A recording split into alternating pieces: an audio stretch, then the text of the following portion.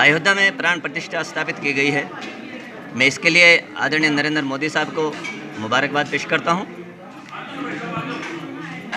और हम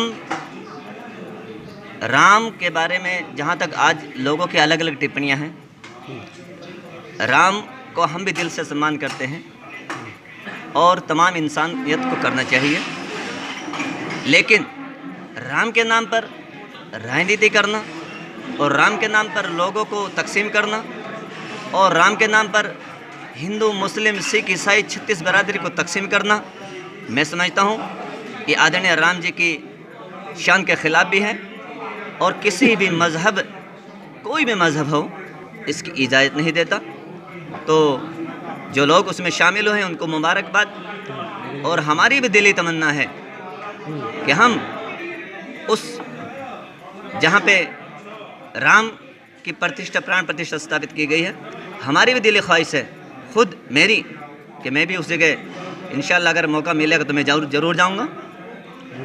लेकिन इसके पीछे चाहे कोई भी हो, चाहे देश के प्रधानमंत्री जी हों या उसके अलावा दूसरी पार्टियों के जो सदर हैं वो हों, या किसी भी समाज के लोग हों जो इंसानियत को तकसीम करते हों, भाईचारे को तकसीम करते हों और आपस में एक दूसरे के लिए मज़हब की दीवार खड़ी करते हों, मैं समझता हूँ वो न सच्चे हिंदुस्तानी हो सकता है, ना है, और उससे कोई उम्मीद भी नहीं की जा सकती।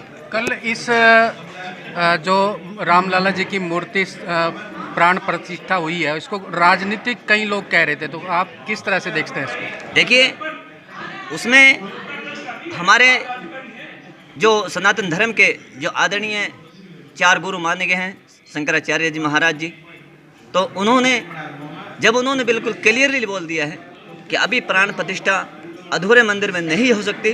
तो मैं समझता हूँ कि जो देश की काबिज सरकार है, बीजेपी की सरकार, उसने, मैं समझता हूँ कि आदरणीय शंकराचार्य जी के आदेश के खिलाफ भी काम किया है। और जैसा अभी आपने थोड़ी देर पहले इंटरव्यू लिया था कि ये एक बीजेपी का, अगर मैं सीधे तौर पर कहूँ कि ये बीजेपी का इवेंट था, तो इसमें कोई दो राय नहीं हो सकती। बल्कि अगर आदरणीय मोदी साहब ने, वो मुखिया कुछ भी कर सकते हैं, उसको आज़ादी है, हम सम्मान करते हैं आदरणीय मोदी साहब का, दिल से सम्मान करते हैं, हमारे देश के मुखिया हैं, प्रधानमंत्री जी हैं।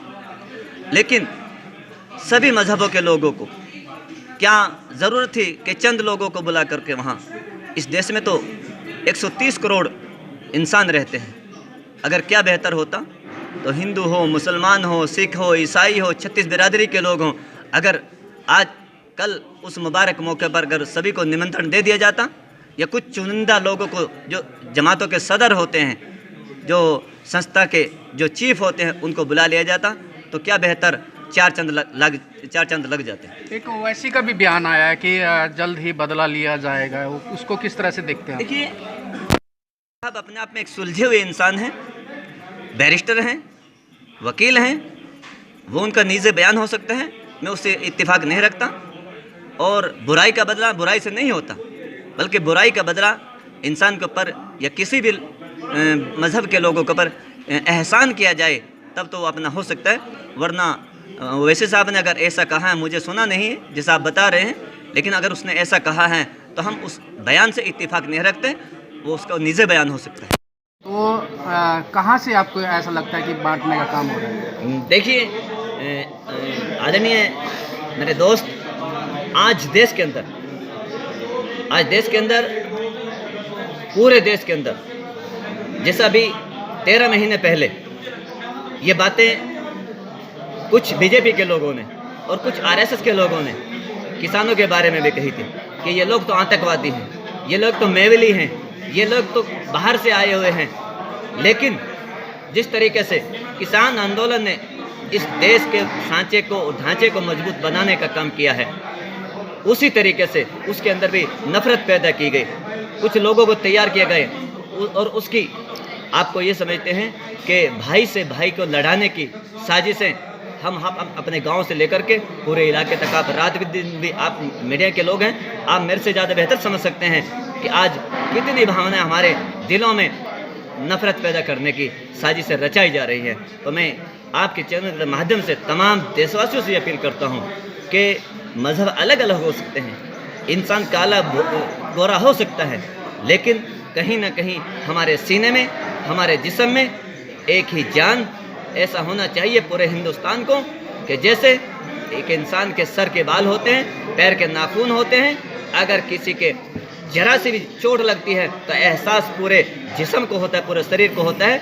ये अगर हमारे दिल में एक दूसरे का सम्मान हुआ, एक दूसरे का मज़हब के सम्मान हुआ, तो ऐसा महसूस होना चाहिए कि तकलीफ़ अगर तेज़वीर को होती है तो दुख एहसास नाज़िम को होना चाहिए, या अगर नाज़िम को तकलीफ़ होती है तो एहसास तेज़वीर को होना चाहिए। ये है हमारा हिंदुस्तान।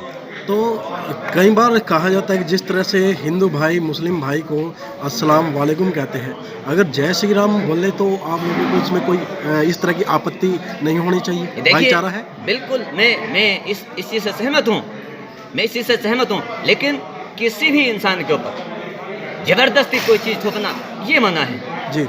जब तक उसके दिल के अंदर उस चीज़ का सम्मान, हम सम्मान करते हैं।